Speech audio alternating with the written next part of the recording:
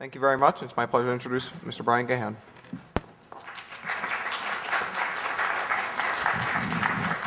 Thank you very much. It's a pleasure to be here, and appreciate being invited to provide a little bit more of a technical perspective. I believe you all have been talking more on policy issues, economic issues related to petroleum, oil and gas, and I was asked to provide a little bit more of a technical side of it.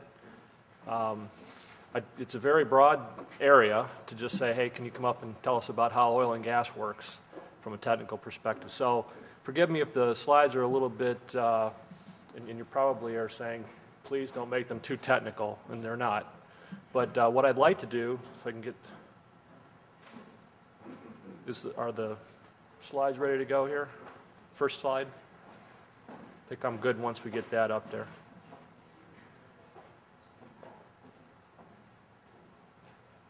Fantastic. Thank you. So I titled my talk, Advanced Technology Development for Oil and Gas, and I'm going to touch on a few things here.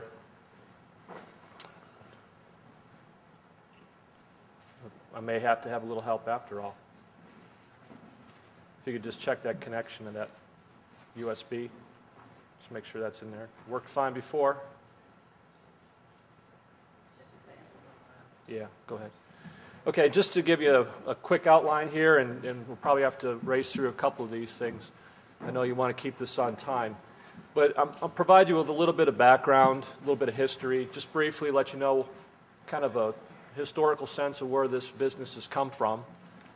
Location of resources in general, you may have seen some slides on this from other speakers. Steps to recovering hydrocarbon, a little bit on the supply scenario. Touching on unconventional resources, a few technology examples, and then I'll talk a little bit about some of the work that I'm doing with laser applications as an example of high-tech applications being pursued today.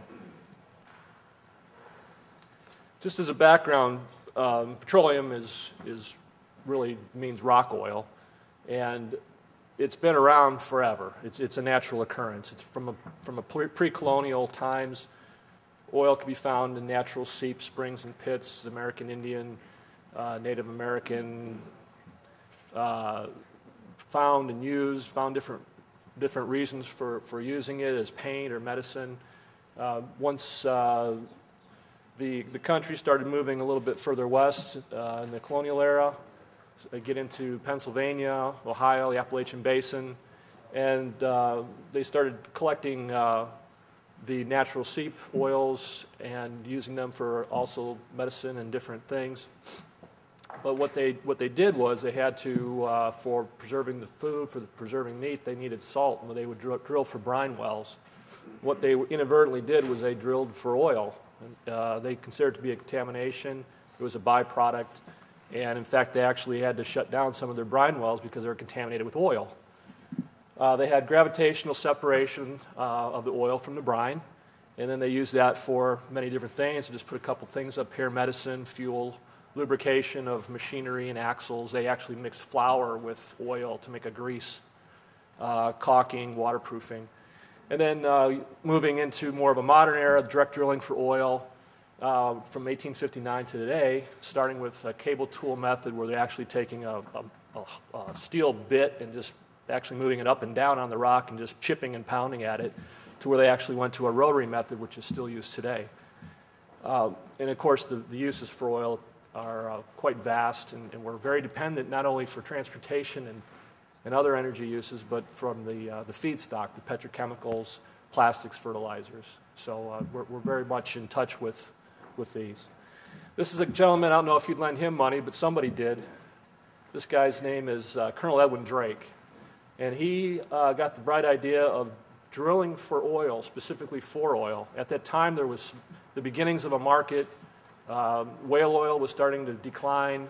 They weren't being able to kill as many whales for kerosene and light for lighting lamps. So there were other technical advancements which were discovered, which allowed to refine some crude oil into kerosene and other lighter fuels, lighter ends, and using that as a substitute for whale oil. So here you have the economics part of it playing into the technology and finding a different use and an economy for oil rather than being a byproduct. So he got 20 barrels, $20 a barrel, and he pumped 20 barrels a day from this little rig here.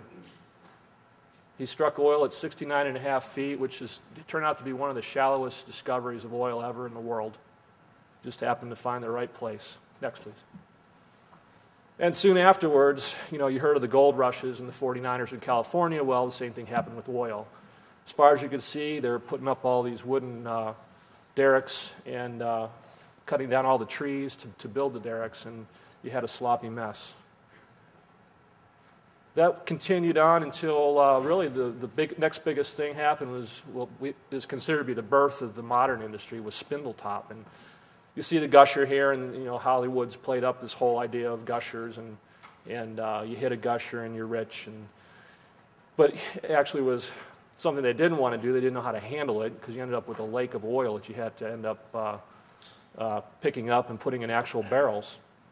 But this was the world's first gusher, America's first gusher, January 10, 1901.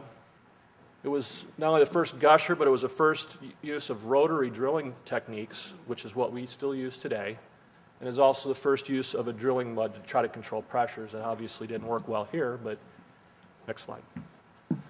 From that technology at that time, you can see here's some examples of different drilling rigs, onshore and offshore, and drilling ships and tethered platforms that are being used today. So you can see the technology has advanced incredibly since 1901 to the point where we're deep out in the oceans and we're finding oil in places that were never even conceived of before. Just to give an example, as we step out into the ocean, we have the fixed platforms, which have been around since probably World War II vintage. And then as demand and technology allowed, continued to move out and engineered some pretty complex systems into subsea and spar platforms. Next. And again, just to give you an idea of the technology changes, this is circa 1800s.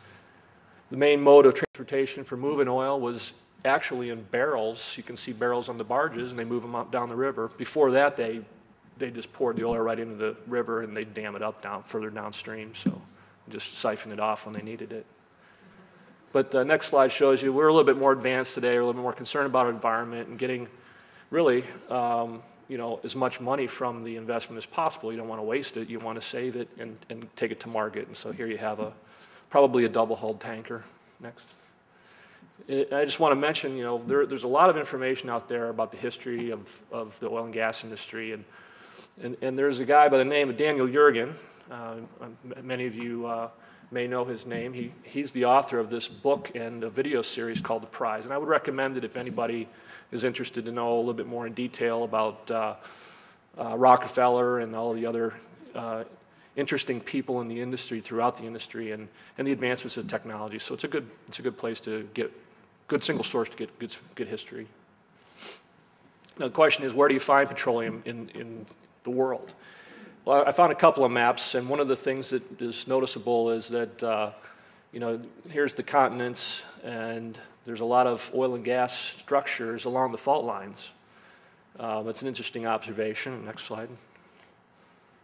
And then this is trying to take into consideration size and location by some balloons here as to where some of the major oils finds have been in the world. You can see they're pretty well scattered. It's just not the Middle East. It's just not the United States. But it's pretty well all over the world, with the exception of, say, Greenland, Antarctica, of course. Nobody's allowed to drill down there. But there's a sizable amount of oil pretty well distributed. A different kind of rock, okay.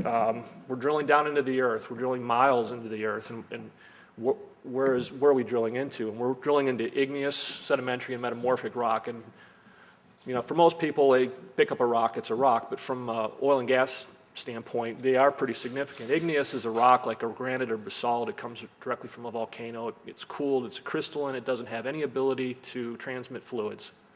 Sedimentary is when you have erosion.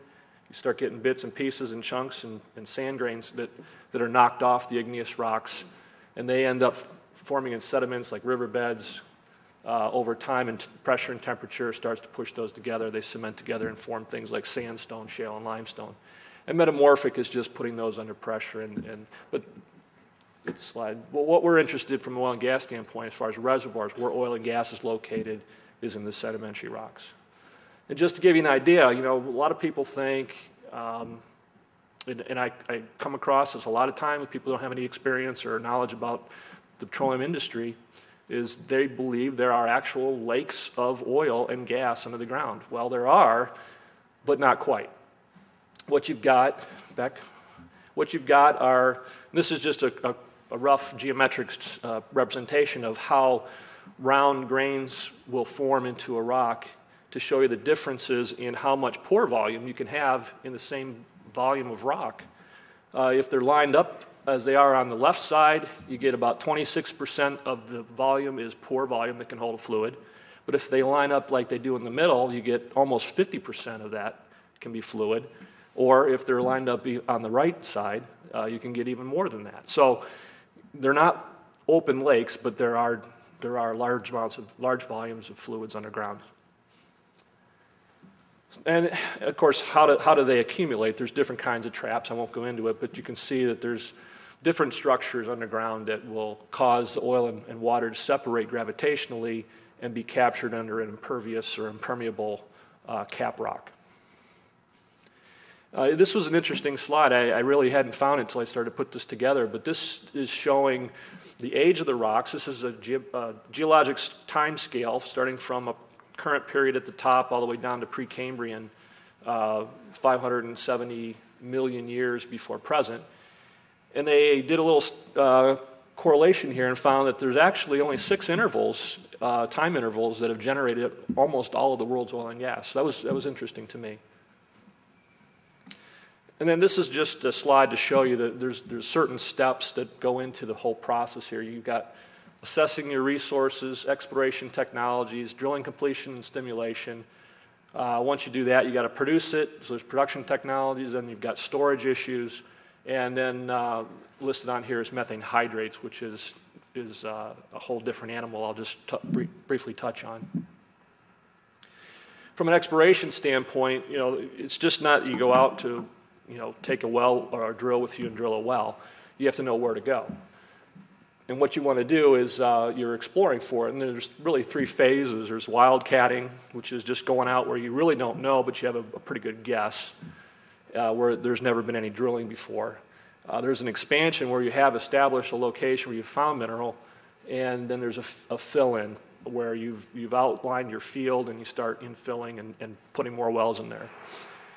Detection methods can be direct detection, like a seismic method, like the truck on the top actually has a thumping mechanism which thumps on the ground, and it has recorders behind it. So you get, if you can hit the slide, this is kind of the same thing but in the water, but you have a seismic source. It sends sound through the rock and it bounces back and collects on the hydrophones. And in this way, they can determine, and you can see below, that's a 4 or 3D seismic interpretation of what they've done by thumping the ground. And people actually know how to read this. I'm not one of them, but that tells them where there's likelihoods of accumulations of oil and gas based upon the structural elements underground. There's also subsurface mapping, conceptual modeling, and remote sensing, among others. Those are major ones. And if you hit it one more time, one of the other things is kind of a virtual thing, or 3D, where you actually put glasses on in front of a computer. And I know UIC has a virtual lab, and I don't know if they get into the oil and gas side, but it's pretty interesting. A room where you put the glasses on and everything seems to be right in front of you and you're grabbing it. Okay. This is another method of trying to find new sources of oil and gas where older wells have been drilled and they've been run through the process, and they've actually missed different layers and lenses of oil and gas. And there's methods by which engineers will go back, and geologists, geophysicists will go back and try to find this. And this is one method that we were involved with at my old company, Gas Research Institute, of crossflow seismic imaging, where we actually had 2 existing wells. In one well, you put the source, and the other you put the receiver, and then you could determine, cross one well to the other, what was in between and if there was anything that you missed. And this is just kind of giving you an idea of how quickly things are, a little bit of a sense of drilling technology. The old method of what they call a spring pole, and that goes back to the Chinese, 2000 BC, or about 4,000 years ago, where you stuck a springy pole up there, and you had a hard metal or some other capability of cutting the rock, and you just bounced it up and down. And they actually drilled and completed wells with that method. Then they, zooming up into around the 1800s, middle 1800s, when the industrial era, they started putting steam on the rigs. And then you get into 1900, again, the spindle top, you get the rotary rig methods. And then the 2000 and beyond is some of the work that I'm working on using lasers to cut rock. So I'll talk a little bit about that too. From a drilling completion standpoint, I'm being very simplistic here, believe me. But your main components are, you've got a derrick, you need power at your well site, so you can turn in a rotating fashion the pipe and the bit that's at the bottom. You've got mud and fluids which circulate and keep control of the pressures and lubricate the bit. You've got casing and tubing that go down the hole, steel casing and tubing, and they play a role in making sure that the fluids go where you want them to go, whether they're fluids you put in or fluids you take out. There's logging and coring technologies to try to understand geologically where you are. Cementing is when you're getting finished, you've reached where you want to go and you want to put your pipe in place permanently. You can run cement down the inside of the well and it comes down to the bottom and comes up the outside of it, cements it in place. And then perforating is when, after you've got it all cemented in place, you want to reconnect with the reservoir and allow the fluid to enter the well. Other ways of looking at drilling technologies, again, very simplistic, but you've got offshore versus onshore, two completely different environments, require different types of engineering issues to be addressed. You saw some of the offshore types of platforms that have to be designed and built. Slim hole and micro hole, where you're trying to do more with a narrower diameter of a pipe, in getting into coil tubing type drilling, where you actually have a reel of a narrower diameter and a pipe or a drilling string. Deviated and horizontal wells are a big thing too, because you can, instead of going vertical, you can actually kick off and go in different directions depending on where you think the oil and gas is. Reservoir-specific issues having to do with what kind of rock are you getting your minerals from, your oil and gas. Coal is an example. That's been a big factor in replacing our reserves over the past 10 years. Fluid chemistries, again, drilling muds, those types of things. You really need a chemical engineer to figure out what kind of additives you want to put in your mud to make it either heavy or lubricate it, whether you want water or oil, or other synthetic types of additives. So it gets kind of complex on the chemistry side. Casing and tubulars, the different types of materials that you use. If you have corrosive activity, you want to use something more of a stainless steel, which is quite expensive, or a titanium. And then the computer technology itself has allowed us to do so much more in recent years than we have in the past. So this kind of question, I'm sure, has been raised before. Is there enough natural gas to meet the demand? And my experience has been is that there's always been someone that comes out and says, oh, we've got about 8 years, we got 12 years or 10 years of reserves left. Well, that's proven reserves. That's what they found or what they think they can find. And that was the same type of scenario since the beginning of the oil and gas industry. In the 1930s, they say, oh, we got about 12 years of reserves. Obviously, more than 12 years of the industry since then. But it's just a standard issue of, do we have enough? And that's always debatable. One of the interesting charts that I've come across is kind of this energy substitution concept. What you have on the left-hand side is a percentage of all the energy. So from theoretically, it's 0 to 100. And then on the bottom, you have the years 1850 out to 2050. And what this graph is showing is the different major types of fuels that have been used over time and how they fit in the energy mix. And you can see that, let me get my pointer here. Wood, solid fuels, wood and coal, but wood particular here moving to coal. Wood was a primary fuel used in the 1850s or just right after. Steep decline down. It came out of favor when we found coal. And so we started using coal, and that started to fall out of favor because we found oil. Oil was more fungible, and it could be better address the needs of our transportation system, so that's starting to go up, and people think, well, okay, we're at a peak now.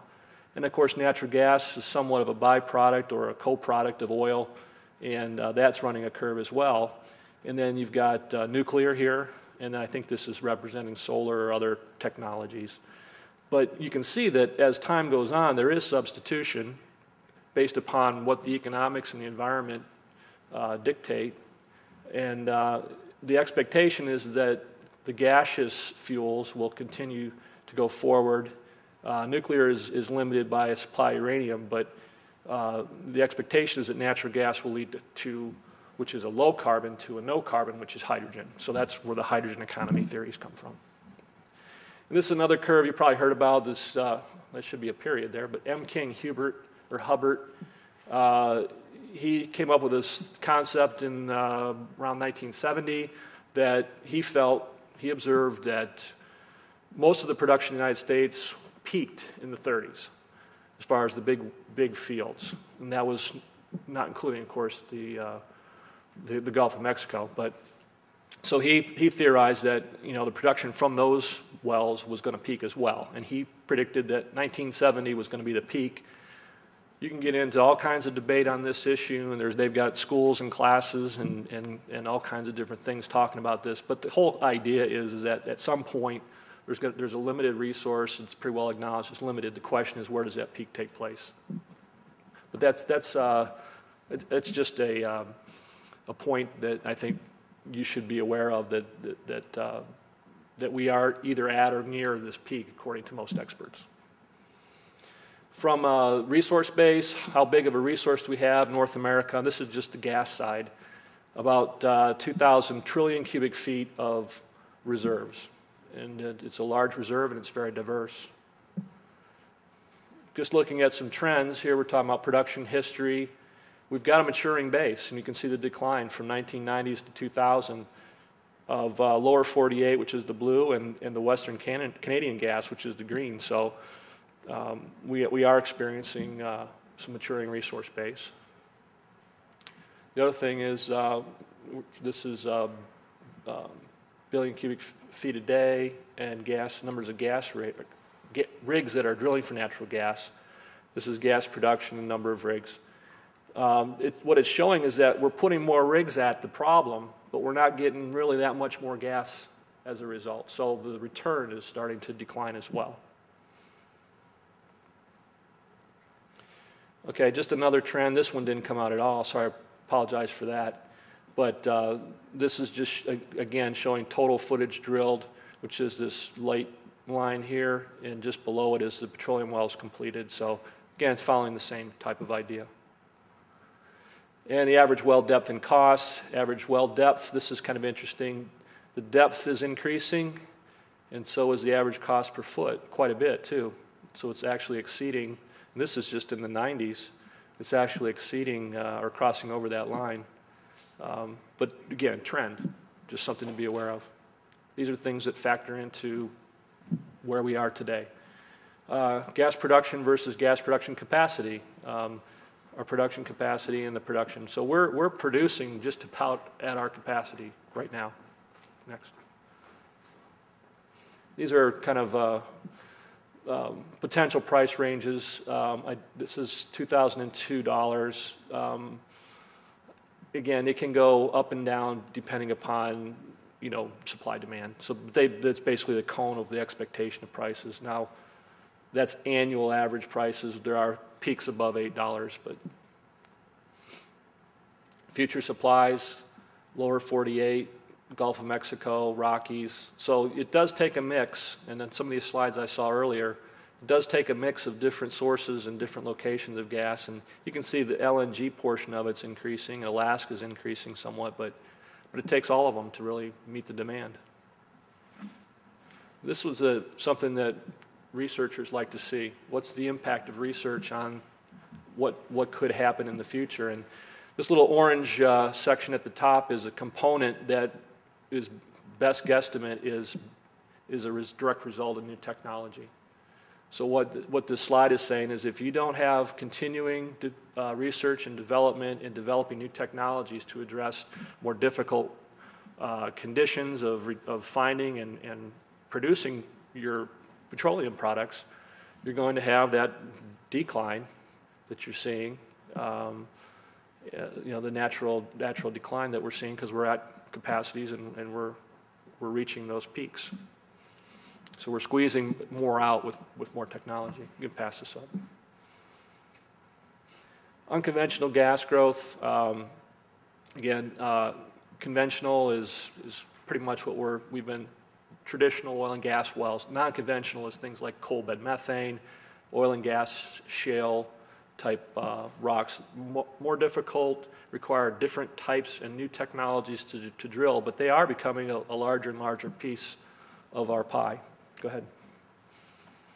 This is just some coal bed methane resources. Now, coal bed methane is something that's relatively new, something that Gas Research Institute was very involved with, and probably DOE, but I don't know to what degree percentage-wise, but they were both involved in coming up with new technologies to develop this resource. It's a vast resource of 703 trillion cubic feet. But there was just really no understanding of how to get that resource out of the ground effectively. There was probably about 10 years worth of research, and now a good percentage of reserves can be attributed to, that are replacing reserves today, or can be contributed to coal bed methane. You can see that there's quite a bit of coal deposits that are capable of providing natural gas from coal seams. And just to show you again how much it's ramped up, if this goes from 1983 to 2003, how much gas has been produced. This is just coal bed methane gas. And these are just different basins that they came from, but it's significant. And it's where technology really did step up to the plate and hit one out of the park. There's another source that's theorized that we could go into, a deeper gas structures. Estimates are 7% of gas production in 90, or that's actual 99, but 14% in 2010. So you got to go deeper. It's not at the surface anymore. It's not easy rock to get into. Next. This is methane hydrates. It looks like ice. It burns. Got a flame on it. Next. And because of the structure of this, with pressure and temperature, the crystals contain natural gas up to 170 times their volume. So it's very prolific. The question is, how do you get at it? It's very difficult. It's not stable. Next. But worldwide, there's quite a bit of resource. A lot of oceanic, continental resources estimated from oceanic 50 million trillion cubic feet, continental 12 million trillion cubic feet. Our conventional gas resource is 13,000 cubic feet. So you can see just relative how big this is. It's a significant amount of gas. Again, how do we get it? It's difficult technology-wise to get to it. If 1% of hydrates are recoverable, that's 3,200 trillion cubic feet. That's a pretty good dent in what we're producing, or what our resource base is now based on conventional. Conventional natural gas technology recoverable resource, 1,300 trillion cubic feet. So again, conventionally available. A couple of the issues related to why is it difficult. You've got production problems, safety problems, resource characterization. So when you start producing it, it starts to dissociate, and then you get bubbles. Say if it's subsurface in the sea, you get bubbles that come up that expand rapidly. How do you capture these before you cause problem to your production platform or ship that you're drilling in? Seafloor stability, are you going to have sloughing off your seafloor? It's going to cause instability. And then questions about global climate change too, if you're releasing these things into the atmosphere from the ocean. Go ahead. Distribution, there's quite a bit of distribution here in the U.S. From Atlantic, Gulf of Mexico, Alaska, and Pacific Ocean, talking 320,000 trillion cubic feet. Next. Drilling completion and stimulation objectives. Stimulation is when you go into a well after you complete it, get it ready to produce, and do something like hydraulically fracture, acidize to try to improve the channels that allow the gas or oil to flow to the well. But we're looking for faster, deeper, cheaper, and cleaner technologies. We're dealing with high temperature and pressures, higher temperatures and pressures than we've dealt with before as we go deeper. We have to start using smarter drilling systems that rely on computers and predictability type logarithms. We're looking at harder rocks to penetrate. We're also trying to reduce the cost at the same time. We've got this challenge of trying to drill in more difficult environments, but doing it as cheaply and as efficiently as possible. And of course, we got to be clean about it. You know, there's somebody always watching the back in the oil and gas industry, waiting for something to happen so they can point a finger and say, "Look, it's not safe, it's not clean." But for the most part, it's done very well, done very environmentally friendly. Advanced drilling technologies. There's just a short list of things that have been developed or are in the process of being developed that are pushing the envelope in the drilling arena. High-pressured coiled tubings, microwave processing of cutters for bits, which is TSP, horizontal well technologies, underbalanced drilling technologies. So this is just a really short list of different things that are being addressed just in the drilling arena. Gas storage also has a lot of issues too. Just because you produce the gas, now what do you do with it? You got to put it somewhere, but you got to be able to get it out when you want it. Okay, so if you turn on your furnace, you want gas coming to that in the wintertime. They don't drill the well and pump the well right to your house. They have to collect it. And the problem with these storage concepts, a lot of them are underground in existing abandoned reservoirs or salt mines. And the question is, every year there's a loss in deliverability because of contamination or other issues, precipitates, that reduce the ability for that reservoir to give you as much gas as you want to get based on the previous year's deliverability. So there's different kinds of concepts and technologies that are being looked at as far as where and how best to store natural gas. This is an interesting little, there we go, cement pulsation. This is an example of a technology that someone has been working on. One of the problems that comes in is when you cement a well, you put the cement down the hole, comes up the other side, you put just enough in there so that you have an empty space in the middle, and you're cemented in place. But the problem is, as it sets, you can get gas bubbles coming in from your gas zone, and it can destabilize your cementing, and so you don't get a good cement job. One of the things someone came up with was, well, what if you vibrate it by putting sound waves down the column of the wet cement as it's gelling? And so it actually works. It's just one technique that tries to give us a better well. It reduces costs. It costs very little to do that, but it's just people using their minds trying to figure out better ways to solve some of these problems that are everyday production problems. Ultimately will lead to more production out of that well, and certainly less cost. This is just this is a microseismic mapping. We can skip this. Another big technology is hydraulic fracturing. If you've got a hard-to-produce rock, something that's not very permeable, permeable means the ability for the rock, for fluid to flow through the rock. If it's not permeable, what you have to do is you have to crack it with a lot of hydraulic pressure. You put pressure down the well to the point where the rock actually cracks or breaks. This is kind of how we think of it as an engineer. You get it come down, you get this nice wing coming out, breaking in the rock. But actually, this is kind of how it happens, and you don't get as much length on it. You've got different places where it's breaking. It's breaking above and below where you want it to, so it gets kind of dirty. But there's technologies that have been developed and are continuing to be developed to try to address this issue.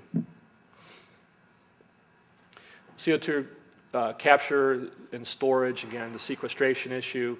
You get emissions from plants, and you want to try to find methods or ways to to sequester them, and one method is under the ground. There's methane hydrates, aquifers, depleted fields, and coal seams that have been proposed, and these are things that are being looked at. And then from a geophysical side, there's, again, looks the same to me, but someone says that looks different. And but the people that are doing this are saying, hey, I can tell more clearly in this picture where I want to drill versus in this picture, and it's just technology at work. Let's see if I got how much time. Okay. This is a project that I've been working on for about the past 7 years in different venues.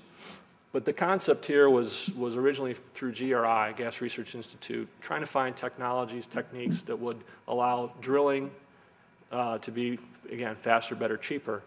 And one of the things that came through as a proposal was, how about using high-power lasers? At the time, the federal government was trying to find uses for the old Star Wars lasers that were from the Reagan era that were developed in the Army and the Air Force. So we said, that sounds interesting, let's take a look at it and see what they can do. Okay. Next. That obviously didn't come out. It's not important. Go to the next one. There we go. There's different things that we theorize that a laser might be able to do downhole. You've got the actual drilling process, perforating, which this schematic is showing a perforating going down the well, piercing through the steel and the cement and the rock to create a channel so that the fluids can go into the well and up and out. Casing cutting and abandonment, so cutting metals downhole, cutting windows for multilaterals, cutting a hole in the pipe so you can deviate a drill bit through and go in a different direction. So there's a number of different things that could be done with this technology. This is a laser that I'm using right now. This is a 5 kilowatt laser. This is the latest technology. It's called a fiber laser. And it is quite an interesting little instrument. There's nothing like it that I've ever seen in the laser world. We used lasers at Argonne, which were older. But even the newer commercial lasers can't really match this. And as a result, this laser is replacing and probably will replace almost all of the current commercial systems that are out there for automobile manufacturing things. But it's relatively compact. It's smaller than a refrigerator. It's not that heavy.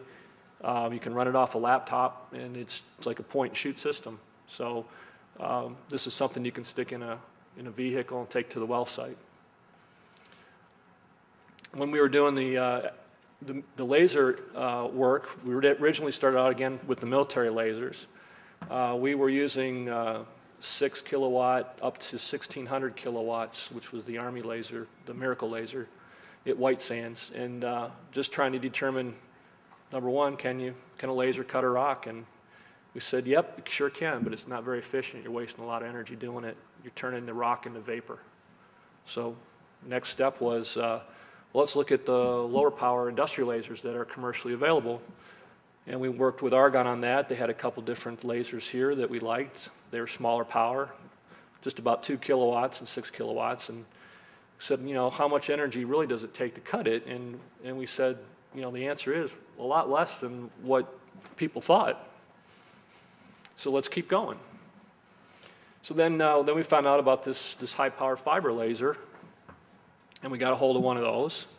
And we said, can it, with its greater efficiencies and all the other benefits that it has as far as low maintenance and et cetera, how does it stand up? And it turns out that it stood up very well. It actually was an improvement over the other industrial lasers. But one of the things that has really got the eye of the industry, especially the service companies that go out and perform these services, perforating, is one of them. And one of the things I like about it is it's non-explosive technology. You're getting away from taking explosives, putting them down the hole. The explosives are shaped charges like a bazooka. They'll penetrate through steel.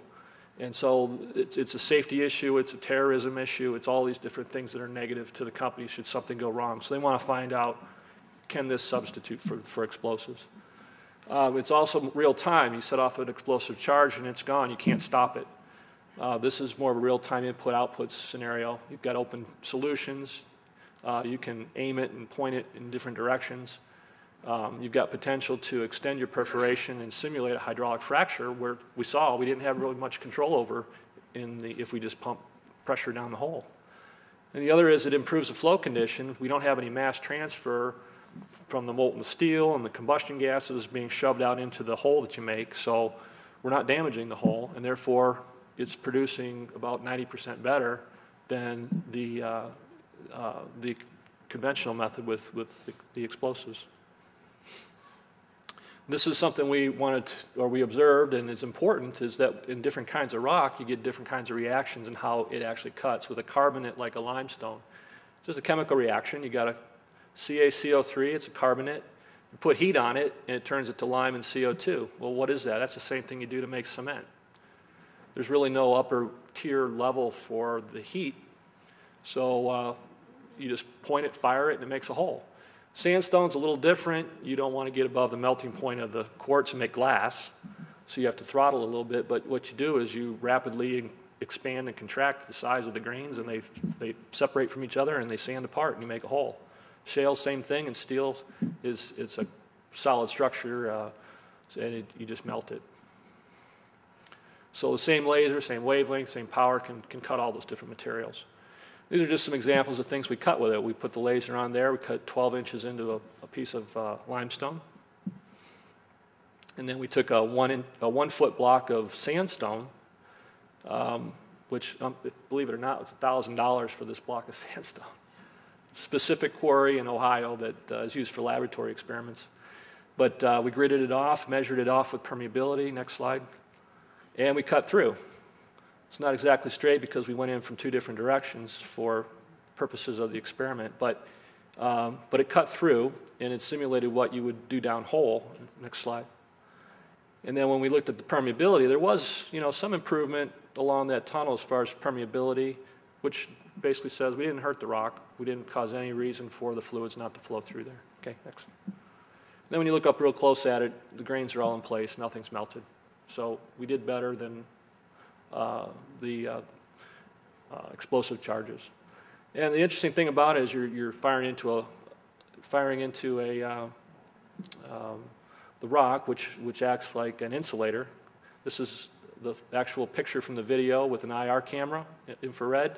Along that line is right here, and this is the hole. It's hot at the hole, but as soon as you get away from the hole, it's cool. So all the energy is being used to make the hole. This is even closer. We made some thin sections just to show, gee, what do those grains look like really up close? This is before it. Next slide. This is after. Well, after didn't show up, but this is, believe me, it's the same. And then this is the shape charge perf. You can see how it's kind of crunched, and all the channels for the fluid to flow are all blocked, and the matrix is crushed. So big difference. Then we said, well, how's it going to perform under pressure? So we came up with this little contraption that actually allowed us to shoot, allowed us to shoot a beam through a couple compartments and into the rock. And it was basically said, hey, no problem, actually likes the pressure. Here's the actual device that we used to simulate that. We had the pressure simulation such that you would find down holes. That was all simulated. Next. And then this is the actual targets we fired on. We didn't want the steel, which represents the pipe in the hole, to be all the way across because it gets hot and it rapidly distributes heat, and we'd be melting our pressure barriers on our instrument. So we used the insulating nature of the rock and just used a small piece, cemented it. So this is basically the same condition you would find down hole. You're going to penetrate through steel, through cement, into the rock. And we did, Berea sandstone and limestone. And this is just a CAT scan to show that we did. I don't know why my line's crooked, it should be straight, but this is the molten steel on the outside. It doesn't go inside, which is good. And for the time we had it on, it penetrated out to about this distance. This is the part where I say, gee, it's all great in the lab, but how's it going to perform out in the field? One of those things that we want to know as engineers, can we make this a practical application? So for this case, The Army actually put one in a Humvee, and they powered it off the diesel engine of the Humvee, so it was all self-contained. And what they used it for, next slide, was they fired the beam at unexploded ordnance. So there's a landmine out here. They lined it up, fired the beam at it, and exploded the unexploded landmine. So that was kind of testing the technology out. So that if you can put it in a Humvee and take it to Afghanistan and make it work, it's pretty rugged. Then another instance, this is the same type of setup here, laser conditioning equipment for the power, plug it into their three-phase, use their water on site. This is a hospital in California, very hard, dense concrete due to earthquake codes. And the earthquake codes are once again updated. They need to thicken their wall. Well, how do they do that? Well, they got to use jackhammers. They got to use all kinds of equipment that's going to make a lot of noise, a lot of mess, and they're going to have to move patients out, and they don't want to do that. So some friends of mine at EWI said, hey, give us a shot. We'll try this laser out. We know it can do some pretty fun things. They used the beam as a pilot hole. So here's what they hooked up to the wall, shot the beam in. It did the whole carbonate to a lime type of a dissociation. And then they went in with once it was, the pilot hole was established, and they went in and they used a mechanical drilling bit to the right dimension, and they epoxied the rebar in, and they were ready to, once they did that with the whole wall, they could put up a new structure. Didn't have to move a single patient, and the loudest thing on there was the fan that was taking the debris out of here. So again, another on-site example of a technology that works. But the basic thing that I want to get across here is that we got to meet these future energy needs from oil and gas. Yeah, there's alternate energies and emerging resources and a number of different things that help meet our needs. But we still need oil and gas. We just can't turn it off. There's just no way. So we need technology advancement in order to do this. And you could remember from the one slide where I showed you the effect of technology on reserves. We definitely need to have that. It's getting more and more difficult to get more and more oil out of rock in more extreme conditions. The other thing is that we have unconventional resource development, coal bed methane, shales, oil gas shales, methane hydrates. All of these things need technology to be applied so that we can get as much out as we can. And then, of course, the energy, environment, and economics they all work together. And you really can't have one without the other. And I heard a little discussion this morning about, putting all this money in from the government, trying to do different things, but it's just not taking. Well, and it was explained that, the economics weren't there. And that's very true. You have to have, in a free market condition, you have to have the economics in order for it to take. And by allowing the price of gas or gasoline and other fuels to go up and down in the free market, you're now encouraging these types of things to take place. You're encouraging these economics to force new energy decisions. So it's a good thing. May not be for you when you don't have enough in your wallet, but in the large scheme of things, it's a good thing. It creates substitution and diversification of your energy sources. And that's what I had. I hope that addressed what you all were looking for. Chris, 1 hour to do the whole technical on petroleum engineering is quite a task, but I'd be more than happy to answer any questions you have. I'm very happy to do that. Thank you.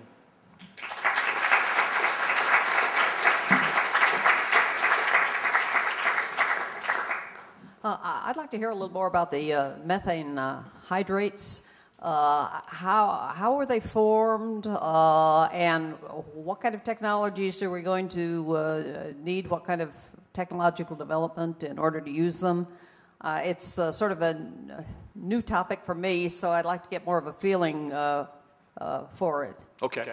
It is a relatively new topic, and the one country in the world that's been putting the most money into it is Japanese, because they have nothing indigenous as far as energy, other than they are surrounded by these huge pockets or deposits of methane hydrate. So they see that from a national perspective as priority one from their energy perspective. We're also blessed, and the world is blessed that these are relatively evenly distributed, and they're found in conditions where the pressures and temperatures are such that you have sort of a water cage and an ice structure and methane embedded in it. I'm not an expert on how that methane got there. There's different theories about abiogenic gas, or gas that actually is developed by the Earth. It was primordial, and it's continuing to come out of lower and lower levels. And then there's the biogenic theory that says, no, well, that has to come all from organic material from the past. So wherever that source is, I'm not quite sure, but certainly over the many eons, there's been a lot of turbulence, upheaval, plate tectonics, and so where it comes from, I'm not sure, but it's there, and because it's in a condition where there's water present and its pressures and temperatures are right, it does form naturally this cage, which allows a lot of this gas to be captured in that. Technically, what are you going to need? One of the things is you need to be able to either drill it or release it in situ in such a way that you can control the situation. With a regular conventional well, you have high pressures as you drill down, just because the rock, the overburden is so heavy, it weighs a lot, and it's going to push down on the rock structures below.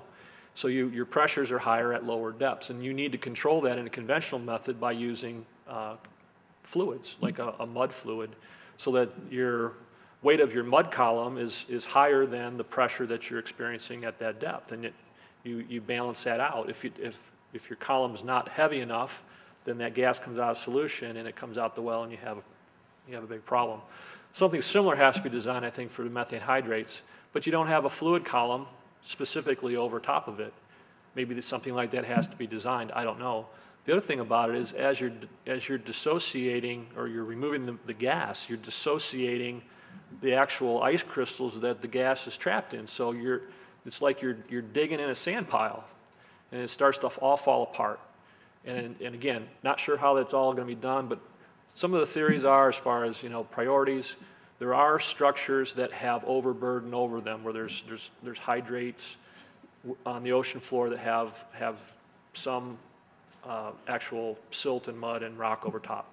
And that offers an opportunity to control the pressures a little bit more, because you've got some sort of cap rock system. But if they're just free and open on the ocean floor, that's a difficult prospect. And I don't know the ratio of how much is of one or the other kind. Okay.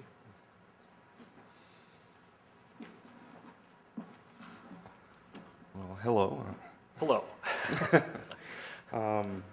Several of the presentations yesterday implied that technological advancements may still be insufficient in the future to expand the volume of energy resources available to global demand. Would you happen to take a more optimistic view of technology's influence on energy resources for the future? Yeah, absolutely. I think you can take a position, and people do.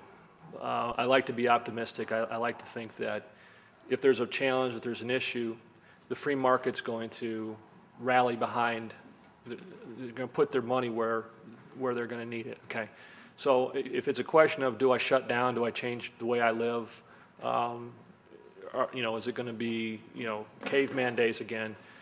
We're going to do everything we can to see that it's not. And if that's trying to develop a technology for hydrates or photovoltaics, or there are a number of things too that can help us get to a sustainable energy system. There is nuclear. It's not the answer. Uranium's a finite resource, and it takes time to, even if you say, okay, you take away all of the problems with regulating and licensing and getting all that stuff, all the red tape out of the way, it still takes time to build them and get them up to speed. So I think just, there are lag times with certain technologies. Even you talk Alaska, if you want to drill anything in Alaska, there's a 7-year time lag. It's just, from the time that you site something to the time that you're getting actual production down here where we can use it. And again, the refineries might be an issue with that. If the type of oil is such that the refineries aren't matching or have that capability to refine that specific oil, you might find yourself, you've got crude oil and no means to make the product that you need. So all these things really needed to be addressed, but I feel confident that nothing's going to happen so imminently that it's going to cause a big problem. There are advances being made all the time, every day, in all these different fields. Good time for one more or no? Real quick. One of your graphs that you showed had a peak point. Right. And I wanted to know, you had said that this was just, I think it was Hubbard or Yeah. cycle. Was this something that, or was that something that you personally agreed with, or what is your position as far as our point of peak, or where we're going to, just reach our ultimate peak of oil production? And also, I just wanted to say, or add to that, Mr. Newman yesterday from ExxonMobil, I don't know if you heard that I did not. speech, but he said technology is the answer, and that with where we're at with technology right now, with our current reserves and some of the crude oil up in Canada, technology can actually stretch that up to 2030. So I just wanted to know what you think. I think that I agree in great degree with Professor Economides, who wrote a book called Color of Oil, and he believes, and he lays the foundation for it, that there's a couple hundred more years of oil production out there, and it's there, and it's for that period of time because the technology is going to be, as he said, the technology will help stretch that out. As far as the curve, the curve is simplistic. It just shows a nice little bell curve. If you show production in real terms over that time, you'll see that the curve is being pushed forward. And I think in large part to technology, being able to find new resources and extract from resources they couldn't have done in years past. So yeah, I think there's a finite amount of oil and gas. However, we're continually putting off that peak. How long can we do that? That's anybody's guess. And there's, again, a lot of fields of thought on that. Thank you very much.